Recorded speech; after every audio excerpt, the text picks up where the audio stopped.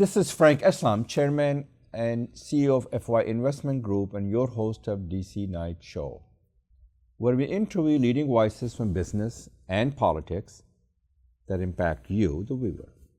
Today we're fortunate enough to have a guest who knows his stuff very, very well, Arif Ansar.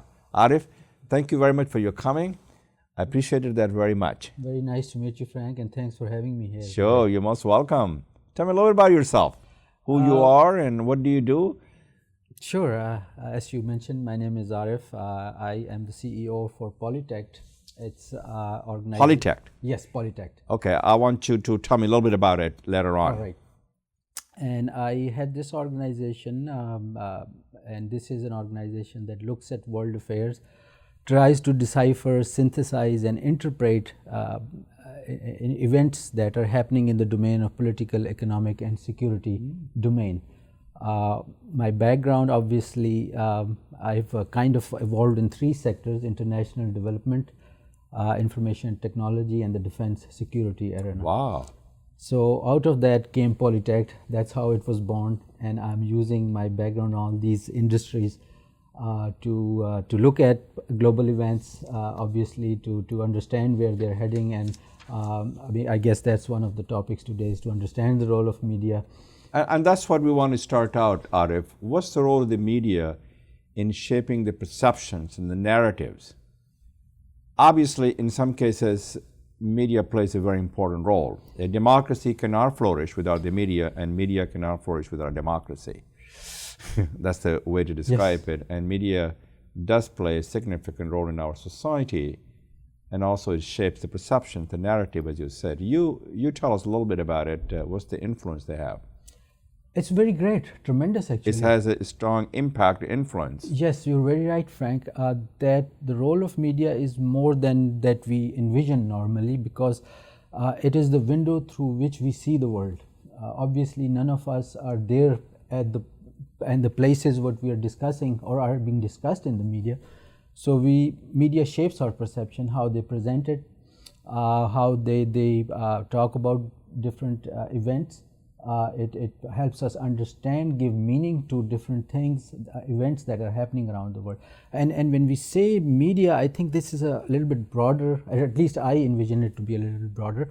There is obviously the media as the 24-hour breaking news kind of cycle and the media that covers that. But then there is the intellectual centers of thinking that give meaning to those news. Those are the think tanks kind of. So there is this dynamic environment in which this happens that helps a citizen to Are understand. they biased? That's a very difficult thing to tell. But I would say that lately... Do they present to the people unbiased opinion?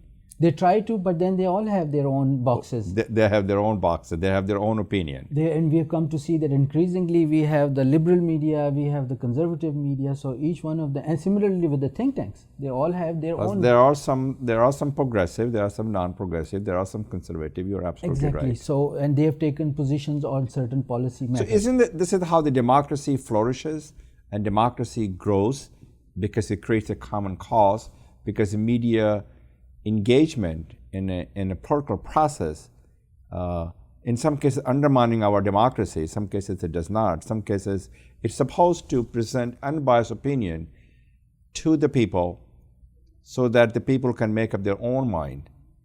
But that's not what you think they're playing.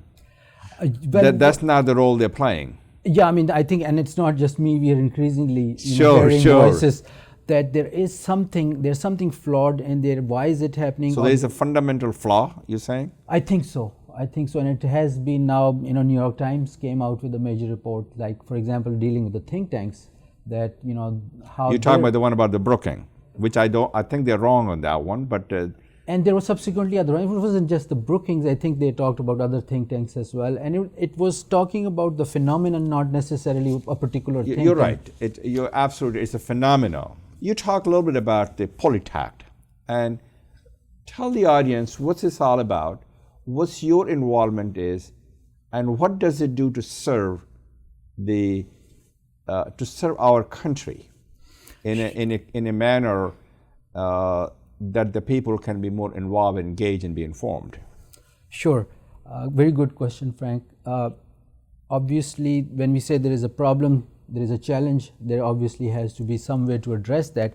And I would say that how we go about dealing with the challenges is that, first of all, we think Polytech as sitting on top of this. There's media, there's a think tank. So Polytech is what? Is a web page? Is a what? No, it's an advisory firm. It's an advisory firm. Yes, okay. Yes. So our methodology is that we are monitoring the media, what is being said.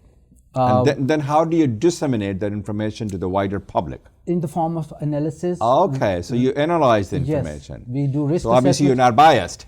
Yes, you can say that. Everybody has a bias. So the question really is, you're Pakistani citizens. No, I'm US citizen. US citizen. You're from originally from. We have a shared history and shared heritage, Yes. and a shared background, Yes. shared belief. Yes. The question is, I mean, there's thousands and thousands of things go on in the politics and Sure, the media. sure. What information do you extract and disseminate to the public? And that's the crux of it, Frank, that we are in an era of information overload. Yeah, I agree. There is no shortage of information and news sources, etc. But how do we make meaning out of it? How do we get How do we give significance to a certain piece of information, but not to the others? And that's where we come in and say that, okay, what is being reported, what is being said, what is not being said by the media and by think tanks, for example. And the complexity is such that it requires a multidimensional view now. So we cannot have, obviously, and that's why we have these different sources of information to decipher, synthesize, and interpret, which is different than news report. You're absolutely right. This is a great service to the public. What's your success story? Mixed baggage. Mixed bag. And as you know, with the media, that's increasingly a challenge. The major newspapers are running into the same issue because of different reasons, because of how the content is being produced, who's paying for it. It started off that Washington Post and New York Times, all of them provided content online free. But soon they realized that, hey, they have to make money to survive. And so to tell the viewer, how did they get hold of this Polytech, and what's the webpage they can go to? They can go to www.polytech.com and read the information. They can subscribe to it. Obviously, there's a page, you go and subscribe. We are in the process of moving to a new website that should be up in a month. Okay. So that's where they can get a hold of it. Okay. And read, send us email, get Sure. feedback. Sure. Yes. Sure. Wonderful. Let's shift the gear a little bit about the past 9/11. Sure. What happened to our country, and in terms of extremism, in terms of this and what's going on with that. How is the campaign and the American media and the politician playing on this extremism, and what's going on with the U.S. election in terms of the extremism, and there are people on the other side of the aisle who's trying to, and at least working towards the banning the Muslims to come into this country. This is not the America that I know of, and the values that binds us together is inclusiveness and openness and equal opportunity. And people like you and I came to this nation because of the fact that there was a opportunity, economic opportunity, equal opportunity for all. Those are the values that binds us together. And those are the values and qualities in America that we should proudly and truly embrace.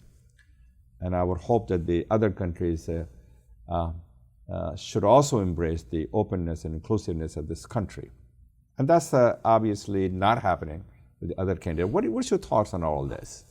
It's a lot of questions that I've asked. No. I think, and that's a very pertinent question. Obviously, in the environment we are in, obviously the political landscape, some of the things that are coming out that we are hearing about in relation. And to America has always been a beacon of hope, aspirations, and dream, optimistic society, and that's not what the other side of the aisle, the Republican candidate in this case, are talking about. It's very frightening. No, and very alarming. That's obviously, like you mentioned, that's not what we expect from America, and neither does the world. Right. Like you said, it is the beacon of hope for the world. The world looks up to its leaders and at the country. So that's not, some of the views that are coming out are not that what's expected. But that's kind of the environment it has become, and the question that you asked as well, its relation to the war against terror. I think how things have evolved since 9/11, things, where they are progressing, that's very central to, I think, the election as well, and not only that, but very central to how many other events are unfolding in the world. Primarily, I think this the security versus economics dynamics. Obviously, all of us aspire to do trade, flourish, yes, achieve our aspirations, and that's what U.S. Is a symbol for. We struggle, we do hard work, sacrifice. Yeah, exactly. We have a shared goal and shared responsibility. Yes, but what is happening is that this security versus economic dynamics is because of the war on terror, overemphasis is going on security, for rightly so. I'm not saying that's wrong, but it's causing the dynamics that our focus on trade or economics is decreasing, or you can say they stand opposed to each other. If we increase security to such an extent that it hinders in the process of free trade or economics, then how do we achieve those aspirations?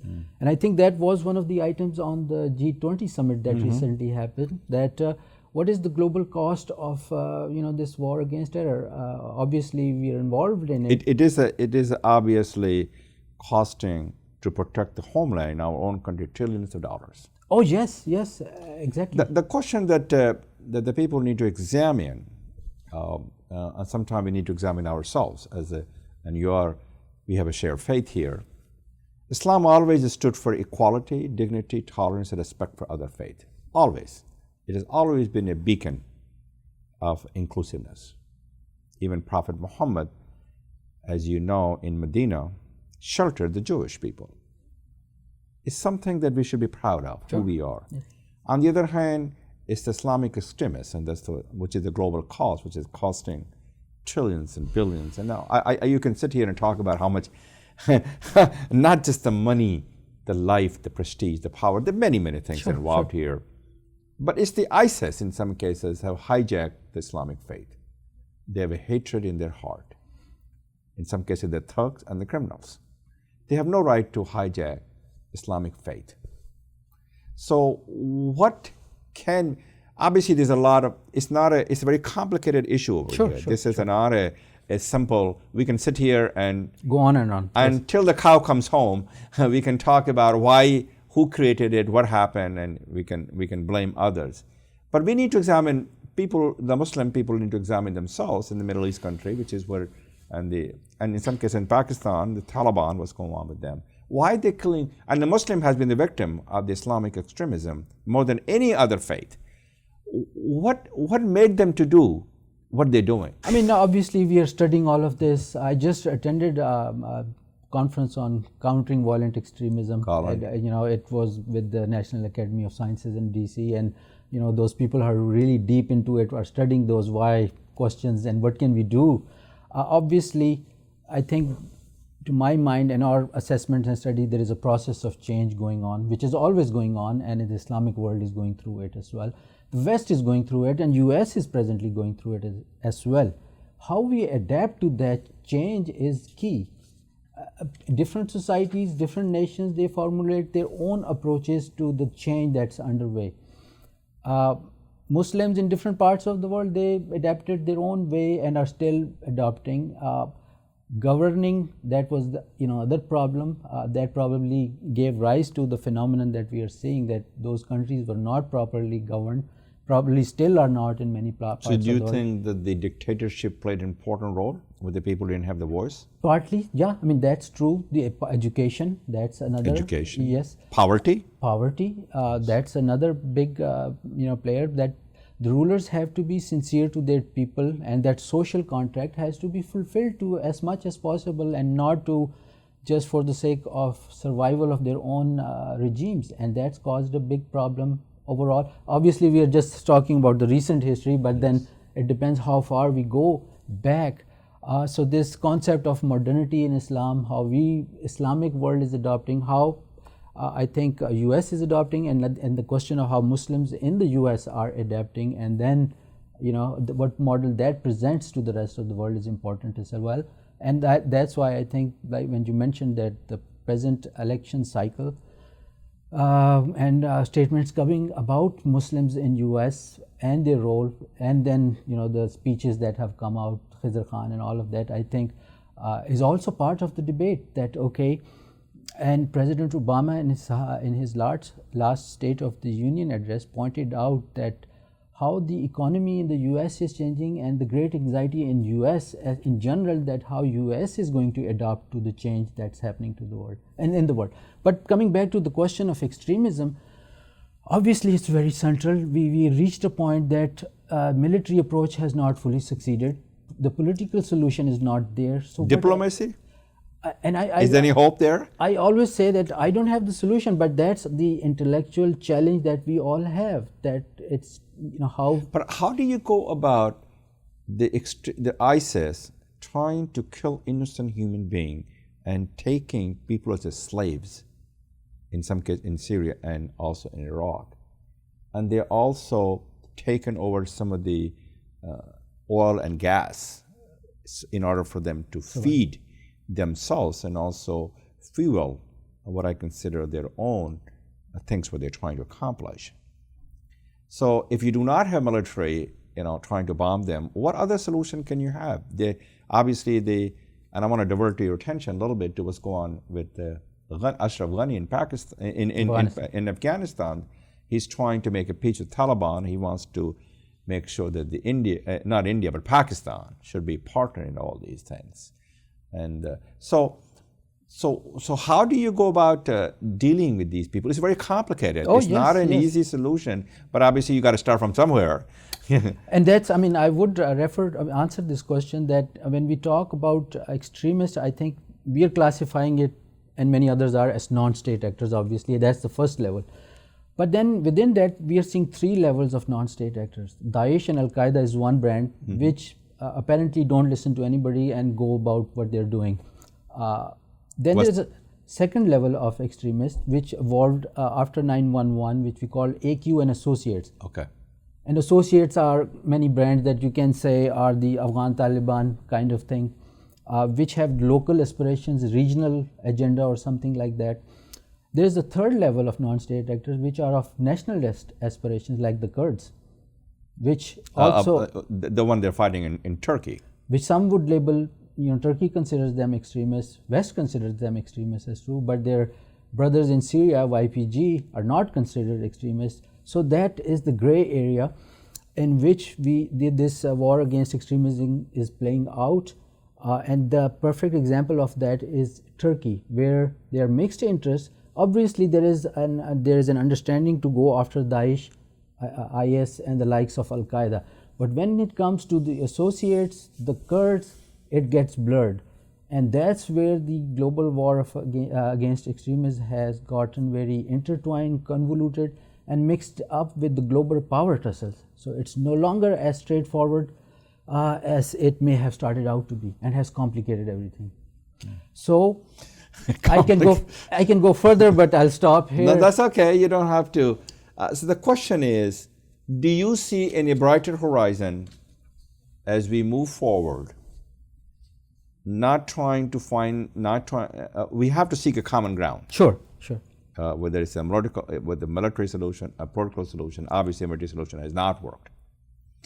And maybe, perhaps, it's showing a different face of America, a different face of the world, which is a more kinder and gentler. And then you made another point. Obviously, violence has not worked at all. And violence breeds violence.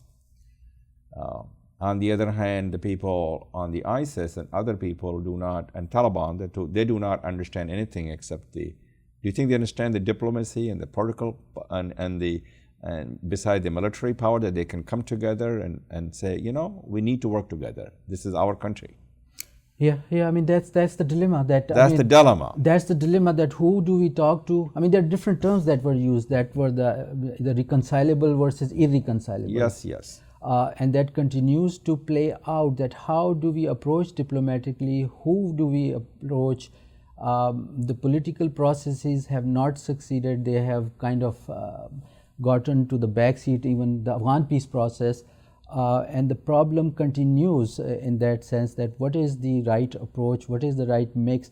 I think what at this point the most important thing is to prevent it from becoming something more, what it can become, and we have to make every effort to not let that happen. So the Taliban is a good example to illustrate your point. The Taliban leaders, there is an ethnic war there going on, and they're all there. They are guided by their own self-interest rather than interest of the people, their people, because they want to. In some cases, they had when there was a war against Russia. In some cases, obviously they were not. Russians were not successful. So there's no. I don't think Americans, anybody else will be successful in Afghanistan. But why can't they come together? I would say that the crux of the matter is that there is extremism, obviously. We all saw it in when 9/11 happened and other incidences. But then there are other affairs that are politicized. There are political agendas involved, and they're more than that. So why they resort to, I'm on the board of the trustees of American University in Afghanistan. It just happened in Kabul. 20 people died. Yes. It's an institution where we teach our children, empowering them with education, because education is the gift that keeps on giving, empowers the mind, uplifts the soul. And education does freeze the human mind from the shackles of ignorance. That's what the university is. Why they resort to violence? What they're trying to make a statement by killing innocent human being and kids who go to school, who wants to learn. Little kids often. And they want to contribute to the society. I think what is in their mind? I would. You cannot read their mind. Oh no. And that's one of the alarming things. Obviously. Alarming. And a point I would make is that this ongoing conflict, there is a societal transformation going on in these parts of the world. And how long this path will continue? And the constant transformation, somebody pointed out in some recent conference that if we look at the Syrian conflict, how long it has been, the kids may have missed the whole period of elementary school. Yes. So these kids, and Iraq is no different. There are stories that people migrated from Iraq to Syria for safety. Now they're moving from Syria to Iraq probably. So when these kids grow up, how do they think? And those probably the answer to your question, that who would other in the sane mind think that I'm going to go blow up the school? It is only those kinds of mind that... And happened in Pakistan not too long. Yes, APS. So the world is obviously complicated and difficult, but you people like you and I and everyone else who's watching, needs to come together to solve the problem, because it is the problem that needs to be solved. And do not resort to violence. Do not kill innocent human beings, because they're all your brothers and sisters. And what they did in Afghanistan with the university, the victims are all Muslims. Kids, they have so much to give to the world and to the community by having them a good education. So sad and shameful. Indeed. Again, interjecting to me, another statement. Sure, by all means. Another statement comes to mind as we think about this challenge is Henry Kissinger's statement about a year ago.